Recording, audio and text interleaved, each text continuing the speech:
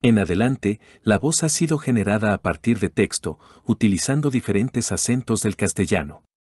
Fundamentos teóricos, parte 1. La primera pregunta que debemos responder es el por qué utilizar CFD. ¿Acaso no se han diseñado aviones sin el uso de simulaciones por computadora? Entre las principales ventajas que ofrece el CFD es que reduce los costos y tiempos asociados al desarrollo de nuevas configuraciones, o bien, modificaciones a las anteriores, desde las etapas más tempranas hasta las más avanzadas. Otra de las ventajas que ofrece su uso es que funciona como una alternativa a instalaciones experimentales, es decir, túneles de viento o tanques hidrodinámicos, por ejemplo, para el diseño de embarcaciones.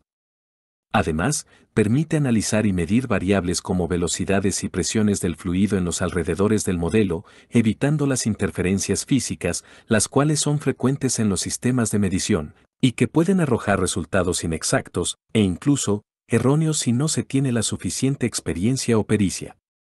Aunado a lo anterior, los resultados obtenidos mediante simulación permiten entender por qué una modificación al modelo, por mínima que parezca, puede cambiar de manera dramática su rendimiento.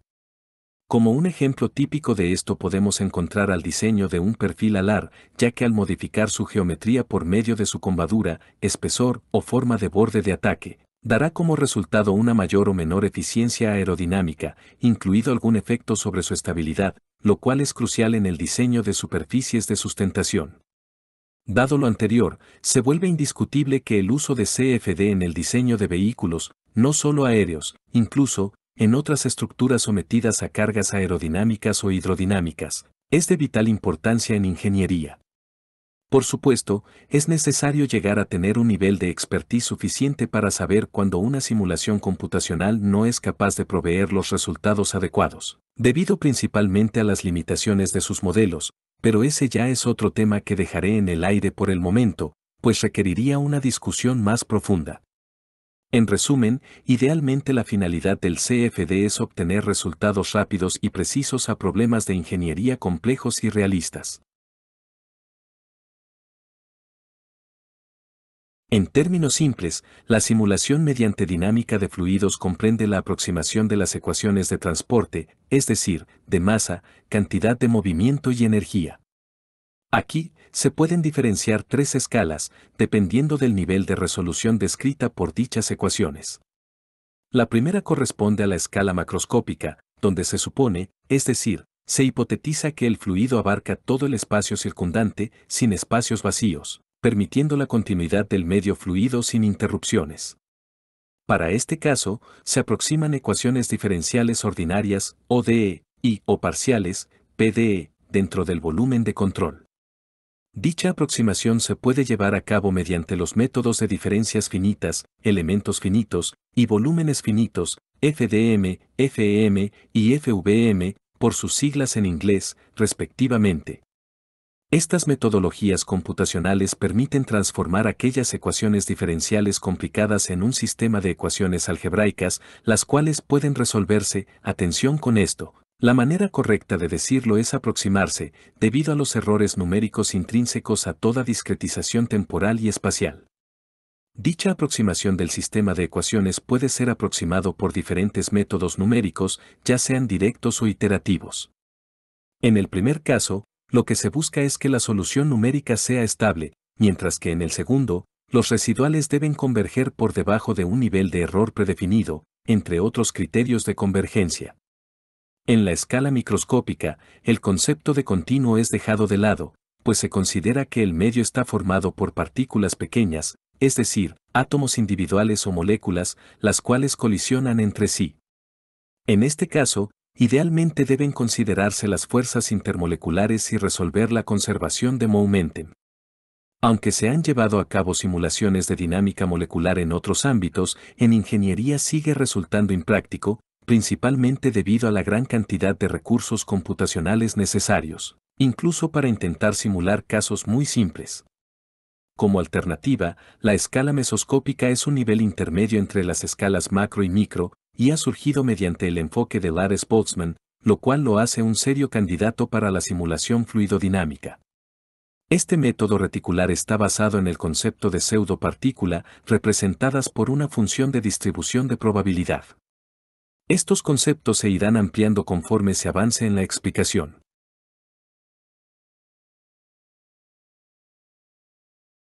A continuación, describiré algunos de los principales métodos computacionales utilizados en dinámica de fluidos. Dentro del primer grupo se encuentran los métodos basados en la teoría de flujo potencial, es decir, la forma más simple de las ecuaciones de movimiento de los fluidos, descrita por la ecuación de Laplace. Dentro de este grupo se encuentran los métodos de paneles, de redes de vórtice o torbellinos y de línea sustentadora. A pesar de su simplicidad y bajo costo de cálculo, estos métodos siguen siendo ampliamente utilizados, sobre todo en la fase de diseño conceptual y optimización de geometrías aerodinámicas, los cuales han demostrado ser muy efectivos para condiciones donde se puede asumir que el fluido se mantiene mayormente adherido a las superficies, es decir, sin separación ni presencia de turbulencia, como perfiles, alas y configuraciones delgadas a bajos ángulos de ataque. Por cierto, no hay que confundir el método de redes o retícula de torbellino, o VLM, con el método de Lattice-Boltzmann o LBM, los cuales están descritos por teorías muy distintas entre sí y prácticamente no comparten nada en común dentro de su formulación. El segundo grupo de métodos pertenece a aquellos que aproximan las ecuaciones de Navier-Stokes, es decir, las ecuaciones que rigen la dinámica de fluidos viscosos desde un enfoque euleriano, mediante el uso de mallas para discretizar o subdividir el dominio computacional. Básicamente, este tipo de mallado puede ser estructurado, no estructurado o una mezcla de ambos. En este tipo de métodos, el diseño y la generación de la malla no es una tarea trivial, pues la solución puede ser altamente dependiente de sus parámetros, como su tamaño mínimo, la relación de crecimiento, la ortogonalidad de sus elementos, entre otros. Entre los solvers más utilizados en este tipo de métodos se encuentran los que están basados en el promediado de esfuerzos de Reynolds o Reynolds Averaged Navier-Stokes, RANS, la cual es una solución estacionaria en la que la turbulencia es modelada de manera semi-empírica, donde cada uno de los modelos, incluso los más sencillos como el de Spallert-Almaraz, requieren de varias constantes de calibración para aproximar el comportamiento del fluido, lo cual por supuesto deja de ser un enfoque ideal, ya que un modelo de turbulencia puede funcionar relativamente bien para una condición de operación y fallar para otra. Por experiencia, el RANS puede converger perfectamente para una condición de flujo masivamente desprendido como en el caso de un paracaídas, debido a la simetría y la estacionalidad del flujo, sin embargo, requiere de un modelo de turbulencia más sofisticado, como el de transporte de esfuerzos cortantes, o SST, una derivación del modelo kappa omega. Un solver transitorio, es decir, dependiente del tiempo, es el de simulación de grandes torbellinos o Large Eddy Simulation, o LES, el cual es adecuado para simulaciones donde no existe un estado estacionario de la solución, es decir, las variables en un mismo punto fluctúan de manera importante en el tiempo, lo cual es característico de fenómenos turbulentos. Como su nombre lo indica, él les resuelve los remolinos grandes mientras que modela los pequeños, basados en una longitud característica de mezcla. Más adelante, se entrarán en mayores detalles respecto a este tipo de solución, pues también se implementa en el método reticular de Boltzmann. Este tipo de simulación se está abriendo paso actualmente gracias al uso de las tarjetas de procesamiento gráfico, o GPUs. Un tercer tipo de solución, la simulación numérica directa, o DNS, no requiere de ningún tipo de modelado de las escalas de turbulencia, pues las resuelve todas, lo cual resulta extremadamente costoso. Su mayor limitación es requerir de discretizaciones espaciales y temporales más finas conforme el número de Reynolds aumenta, lo cual actualmente lo deja rezagado para ser utilizada en aplicaciones prácticas o de ingeniería a gran escala, sobre todo en el ámbito de la aeronáutica. Además de los problemas técnicos que todavía presentan las simulaciones basadas en mallas, su programación resulta compleja y muchas de las veces sus soluciones presentan problemas de estabilidad numérica, por lo que se requiere de algunas correcciones para aliviar tales situaciones. A pesar de lo dicho, esta clase de métodos es sobre los cuales se sustenta la gran mayoría de simulaciones realizadas en fluidodinámica en la actualidad, y han dado pie al desarrollo de muchos de los avances tecnológicos de vanguardia. En las imágenes se muestran algunos casos en mi experiencia en la generación de mallas mediante programas comerciales basados en el método de volúmenes finitos.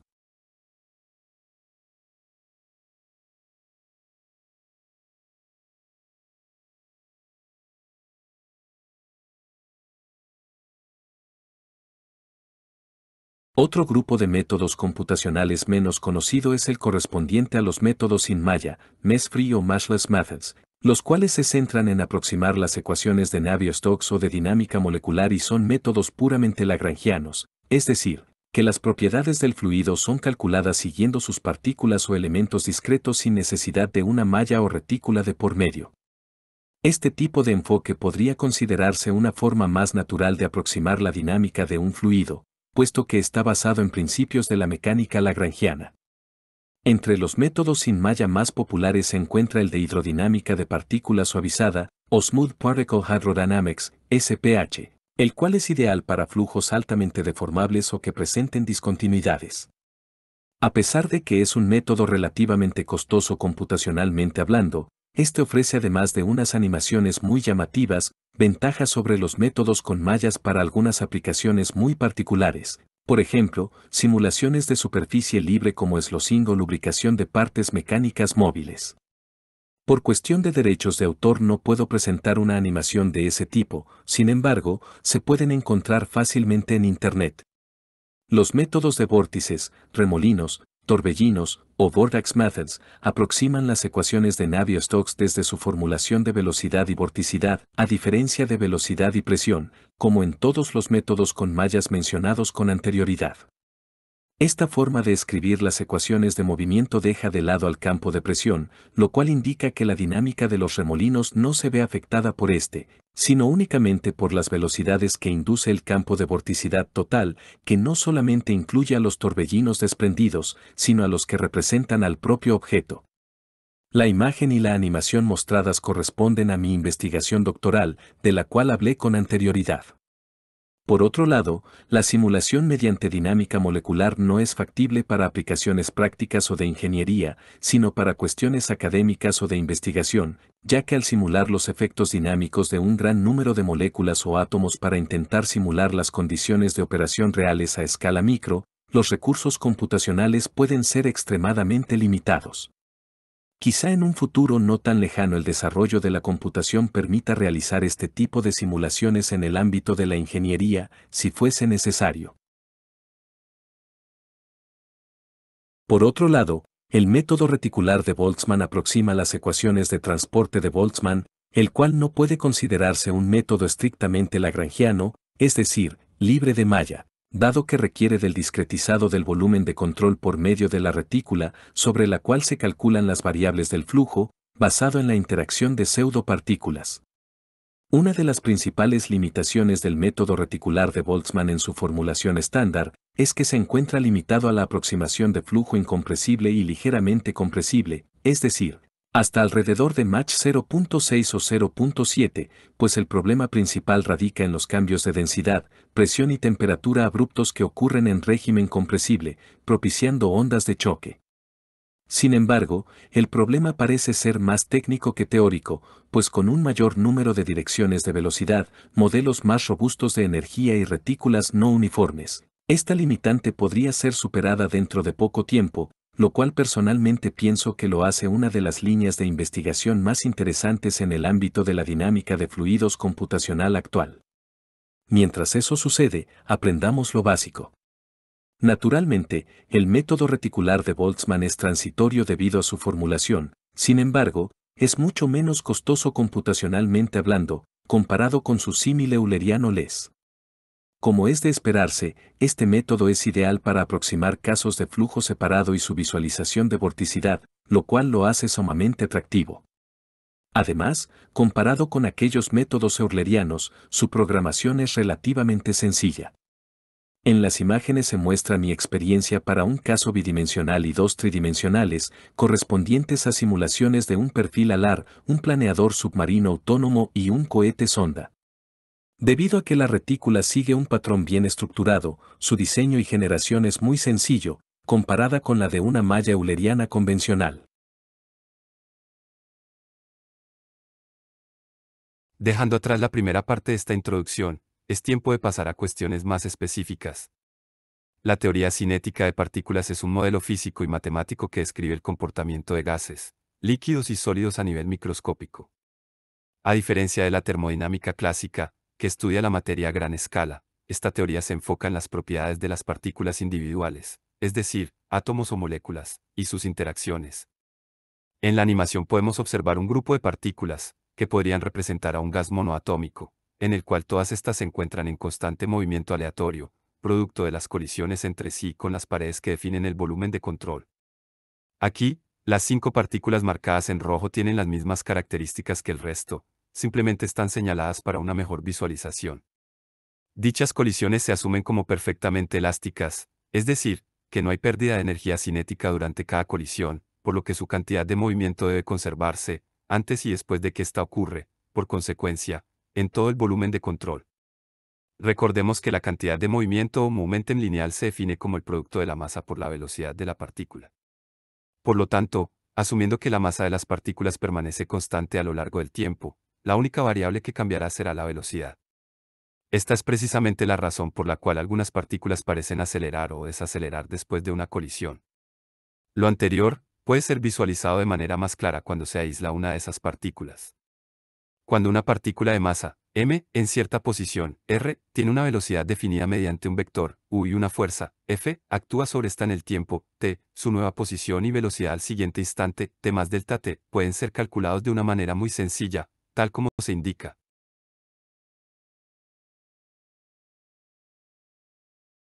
De la figura y animación anteriores también se puede concluir que, en el marco de la teoría cinética de partículas, cuando se aplica una fuerza externa, la velocidad, su interacción, y por tanto, la energía interna del sistema, aumentan, lo que trae como consecuencia directa un incremento de temperatura. Además, la fuerza que el conjunto de partículas ejerce sobre las paredes del sistema está relacionada directamente con la presión, la cual existe incluso cuando el fluido compuesto por esas partículas se encuentre en reposo, desde el punto de vista macroscópico. Por tanto, la presión P ejercida sobre las paredes será función de la energía cinética, E sub c, del sistema y el número de partículas, n por unidad de volumen. Asimismo, la energía cinética dependerá de la temperatura, T, y la constante de Boltzmann, K.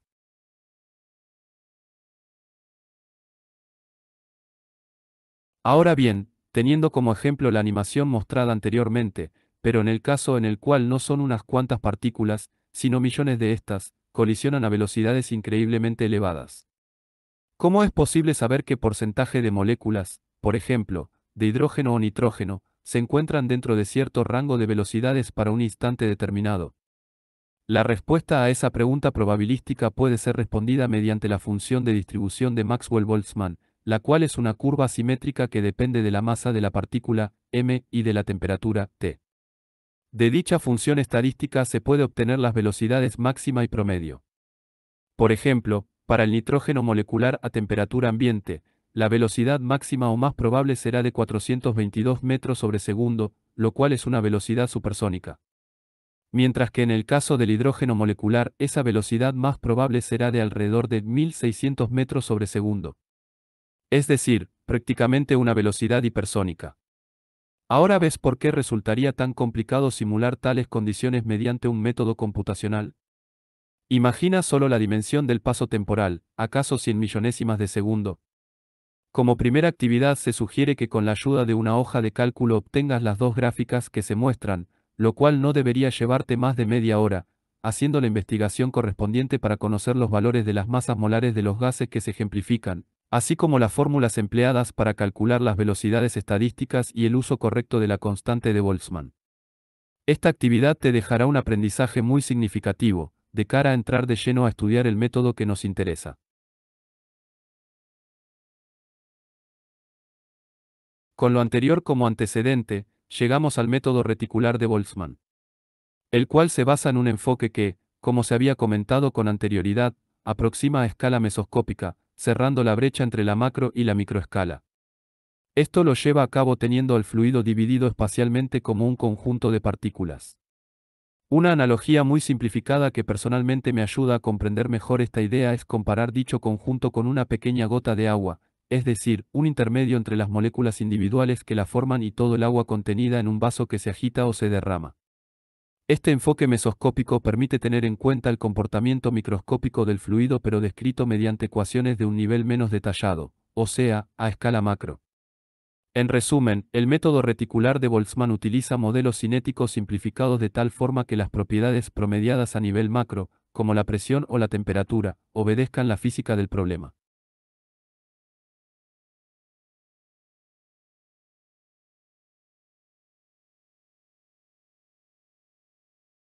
Hemos llegado al punto de hacer una comparativa entre las ecuaciones que gobiernan a los métodos basados en Navier-Stokes en su formulación de velocidad y presión, y la ecuación de Lattice-Boltzmann. La primera de estas, también conocida como ecuación de Momentem, es una ecuación diferencial parcial de segundo orden, mientras que la ecuación de Lattice-Boltzmann es de primer orden, lo cual de entrada, ya es más sencilla de aproximar. Por otro lado, el principal problema de la ecuación de Momentem es el tratamiento de su término convectivo pues es no lineal, mientras que en la ecuación de Lattice-Boltzmann dicho término se aproxima mediante advección simple, recordando que este término es el responsable de describir el movimiento de las propiedades de un lugar a otro debido a la velocidad del fluido.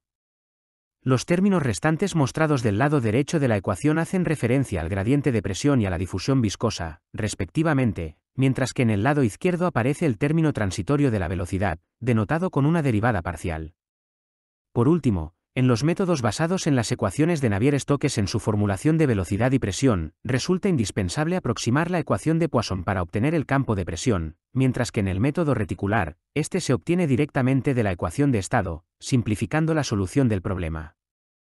Por todo lo anterior, es claro que el enfoque mesoscópico de Lattice-Boltzmann ofrece grandes ventajas al momento de seleccionarse como alternativa para aproximar la dinámica de un fluido. Por el momento, no entraré en mayores detalles en lo que a la ecuación de Lattice-Boltzmann se refiere, más que comentar que está basada en funciones de distribución de probabilidad, denotadas con la letra Bf. Los detalles de esta ecuación se expondrán más adelante, dentro del tercer capítulo de esta serie de presentaciones.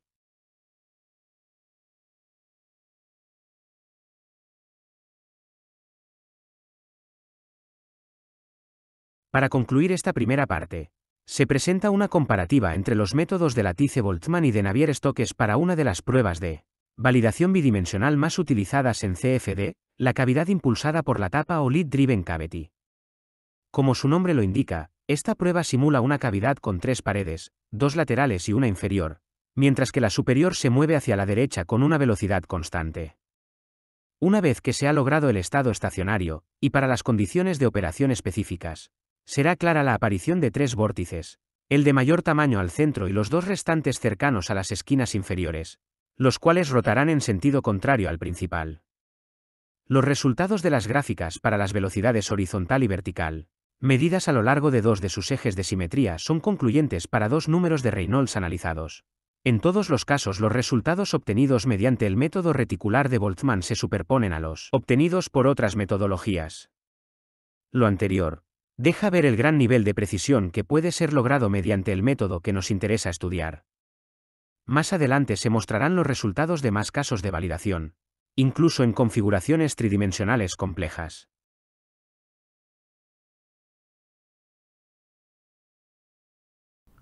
Las referencias correspondientes a esta primera parte de la serie se muestran en esta diapositiva.